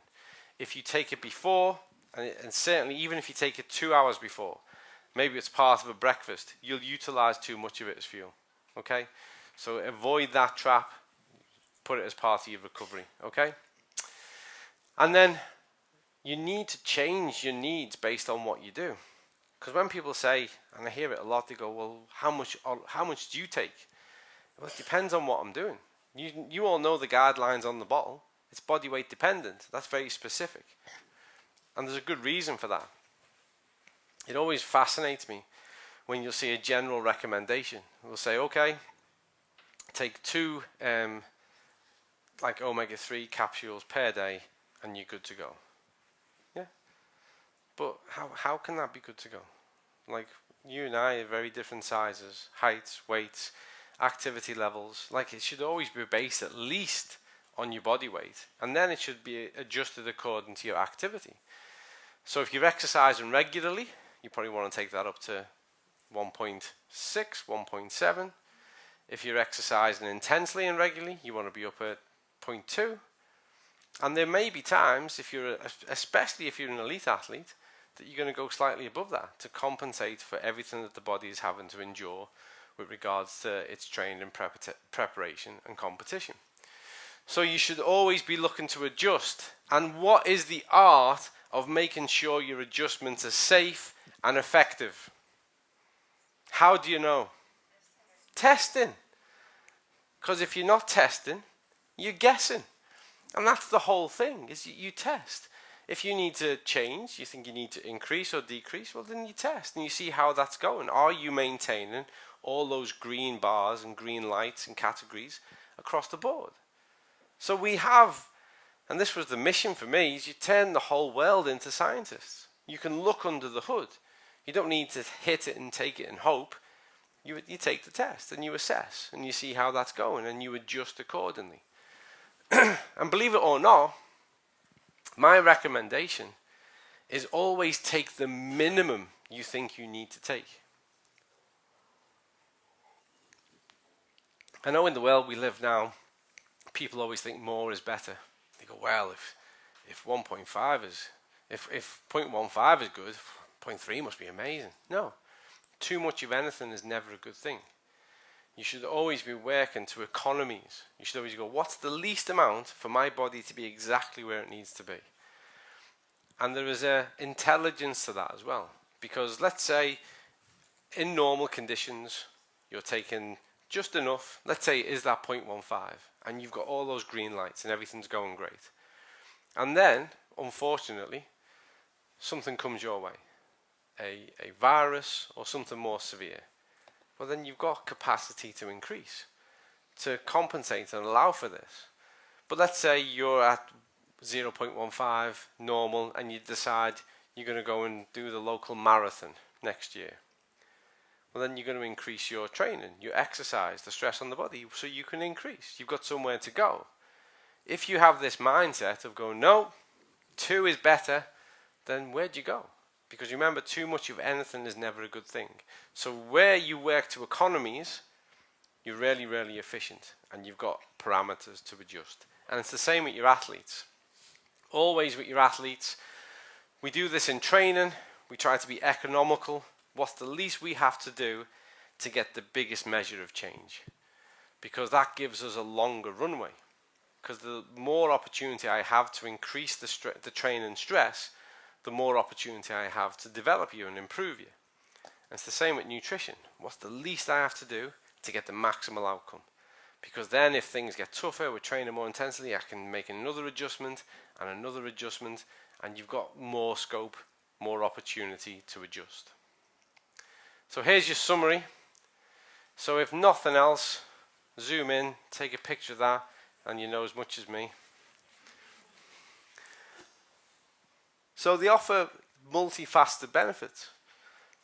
And often, because we live in those times now, where people say, quick, tell me what's the benefit of omega-3? And I go, really? It's about an hour and 50 minutes in the middle of a place I don't even know in Finland.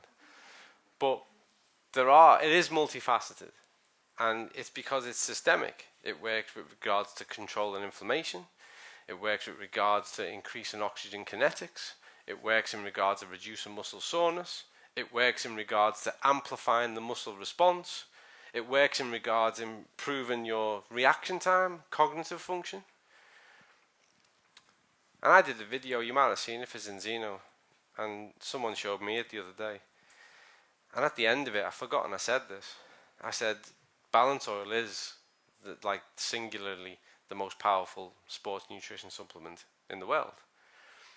And I've had friends who are quite well respected and qualified sports nutritionists who've seen that and said, when I first watched it, I went, and then I thought about it and went, actually, he's probably right.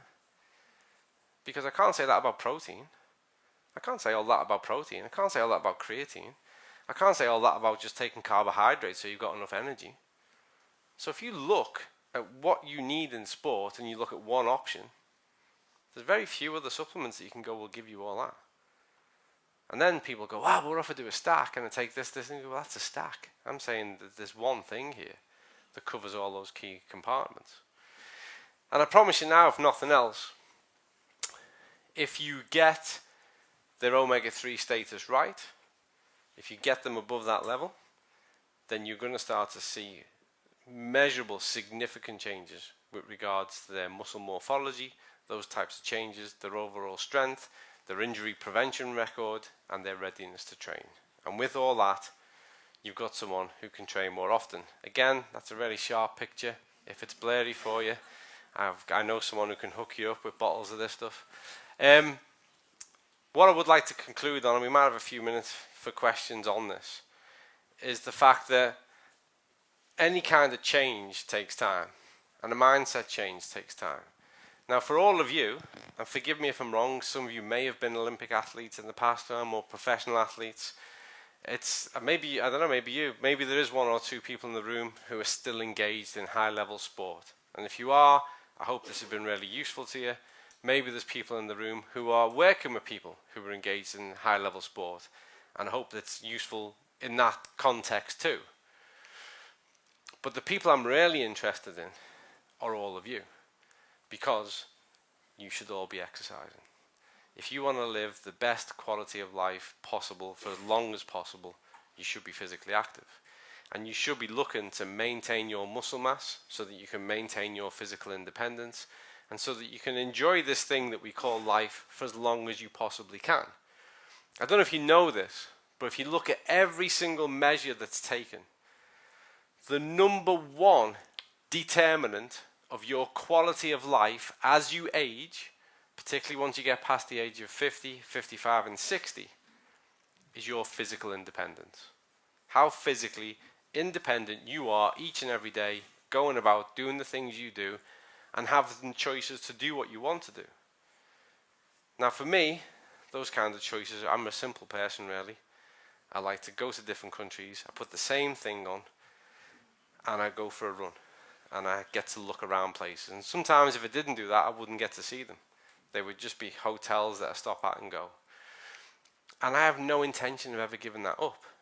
I want to be, in the village I live, there's a guy, I think he's about 85, he's got a long white beard, and he's out causing chaos every day, cycling. Traffic hate him, and I love him. Because I go, that's who I want to be. I want to take over from him. I want to be that 85-year-old who's still out there doing it and enjoying life. I have a thing, I don't know if you've ever had this, I've had it my whole life. If I see a hill, I immediately go, I'd love to run up that hill.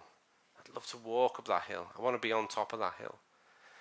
And what's best is that right there and then I might not be able to, but in principle I can.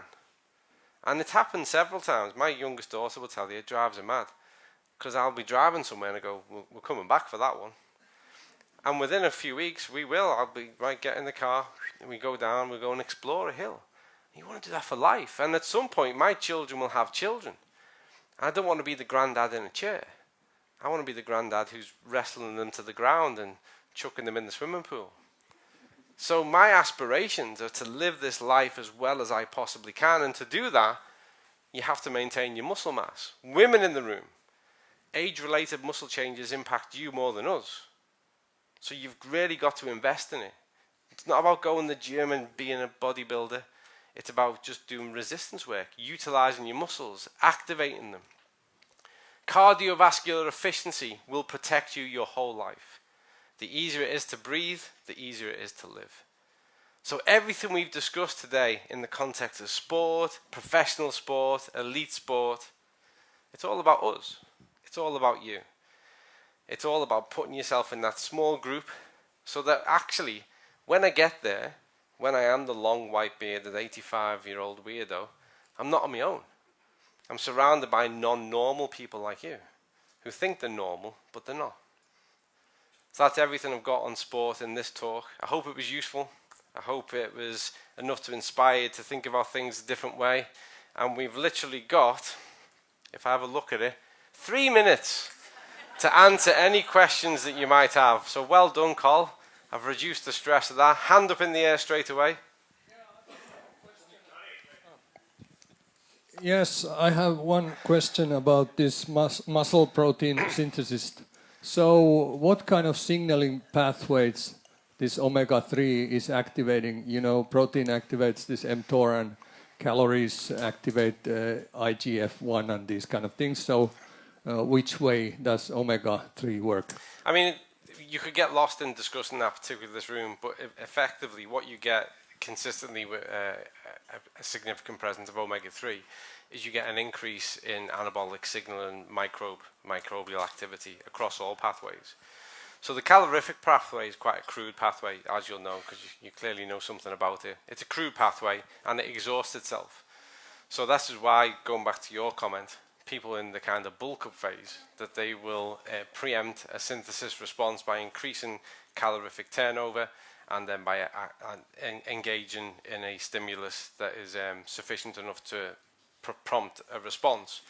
But that pathway becomes blunted quite quick and actually becomes quite exhausted on cycles.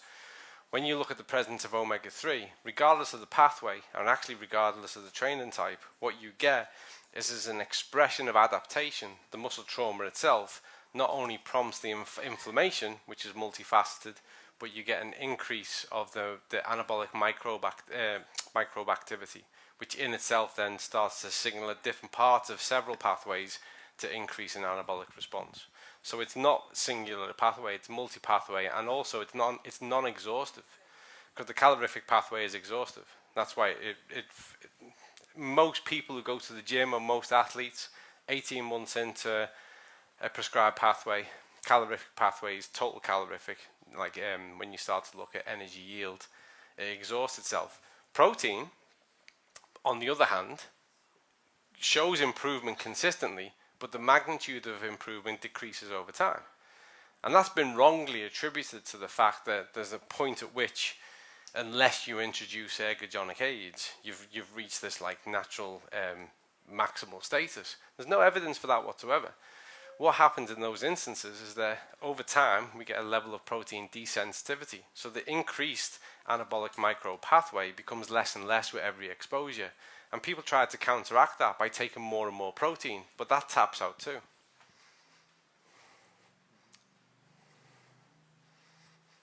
have room for one more question. Thank you for that question though. Hey, before your life with Zinzino, how was your omega-3 intake and how was your test result? That's an interesting question. Because back then I was married. And it's interesting. Let me tell you why. Because there's this misconception that married couples have and families have, where they'll say, we eat this way. This is how we eat. And my wife at the time, she was a lead clinician. She managed the whole department. She still does. Managed the whole department for the NHS across 3 hospitals. And we have very different roles. So she was in a clinical setting every single day, and I was in the laboratories every single day, or lecturing, or working with a team. And then you'd come home and you'd have the same meal. My wife, she'd had 3 children. She was starting to get like low-level bruising. She had a few other issues going on, difficulty sleeping. She was perimenopausal. She'd love me saying all this. And we'd actually considered omega-3 supplement strategies for her because we understood what its potential was. And nothing had worked. We tried stuff, nothing really worked, nothing had changed. And so Zinzino arrives. And actually for me, the key thing was I said to her, well, do this test and then let's give this product a go.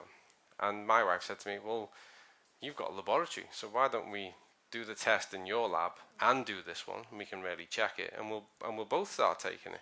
So that's the only reason why I did the test. Otherwise, I wasn't interested. I was just going to start taking the product.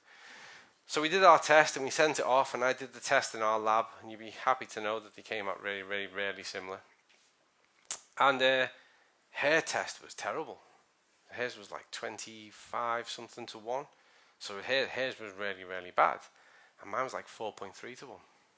So I was just outside. But we'd been living with this fiction that we all ate the same. And so when this came back, don't get me wrong, there was some systemic changes. She was perimenopausal, she'd had 3 children, so there were things that were changed. But I sat down, I was like, what are you eating at work? And I've worked in a hospital. And I don't know if you know this, but certainly in the UK, most physiotherapy departments are like 90% women. And you get different behaviours. And what I mean by that, it's very rare, tell me if I'm wrong, that a man, comes in and says, right lads, I've made some cakes last night and I brought them in for everyone. It doesn't really happen that often. But it was a common feature for them. And they would take turns in it. And they had this thing on a Friday where they'd all take turns as to who was going to take a treat in. And when you start to add all this up, you go, our diets are nowhere near the same. You're going to work every day, and at break time you're having a chocolate biscuit with a coffee, or you're having a sandwich from the vending machine. And then 2 or 3 times a week someone's bringing in cakes and you're having a treat on. And there was none of that for us. None of that. And so, yeah, so mine was just outside. I think it was like 4.2 to 1, 4.1. Actually, Orion knows my score better than me because he goes around telling everyone. I think it was like 4.1, 4.2 to 1. But the person who I was sharing life with, under this notion that we all eat the same, was rocketed through. And so I started to take Zinzino, obviously. And for me, I don't know if we've got time for this, but I wanted to kind of test certain aspects of it. And I keep myself relatively fit. And I do enjoy running. And I've done lots of Ironmans and marathons and all this kind of stuff. And I'd noticed a bit of an improvement in sleep. And I think it was about, let's see, I started in the April taking it. So it would have been late August, September. I thought, right, I'm going to test it. And the reason why I wanted to test it, have I got time for this? I'd been going for runs, and I'd run a lot anyway. But I started to really notice that I don't really feel tired at all. Like I'd go for the run and come back and then have a drink of water and just like, kind of like almost the point where you go, I don't really feel like I've done anything. So this one day, I decided to test it. And we were still married. And I said to Tracy, right, I'm going to take some water and I'm going to run. And when I feel like I can't run anymore, I'm going to call you and just come and pick me up. And we'll go from, like, you know, I'm just going to see at the point where I really feel heavy-legged and tired and I just can't run anymore. And so I set off, running, everything's right, got my own water. And I remember it distinctly, I took 2 bottles, so I had like 1.5 litres, and I don't drink a lot when I'm running anyway. So I got to the 3-hour point and I had no water left. So I knocked at a house.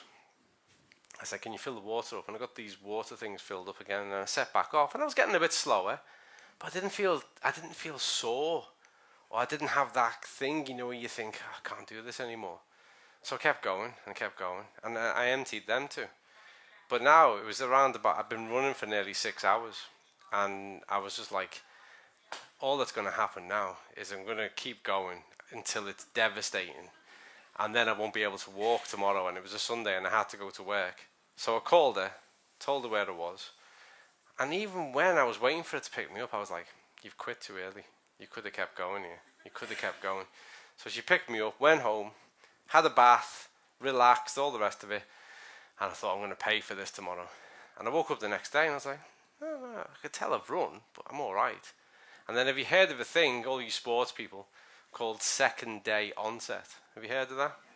So the first day you go, wow, I got away with that. And then the second day you go, oh my God, I was hit by a truck. So all day I was in work and I was like, it's going to get me tomorrow. And I kept stopping and stretching and going, it's going to get me tomorrow. And then I woke up the next day and there was nothing. I mean, and literally, so in this like 6 hours that I'd gone, I'd run the best part of 58 kilometers. And I'd emptied 3 litres of water, went back, had a bath, stretched, ate something, had a normal day Monday. On the Tuesday, I thought, right, I don't feel tired, so I'll test it. And I ran a PB in my 10K. I ran a 37:18 PB on my 10K. So, it even helped me. That was a few years ago now. I can't do sub 40 10Ks anymore unless I throw up at the end. And no one wants to see that. That was a long way. You see what happens if you ask the wrong question? You don't get a coffee break. Thank you, folks.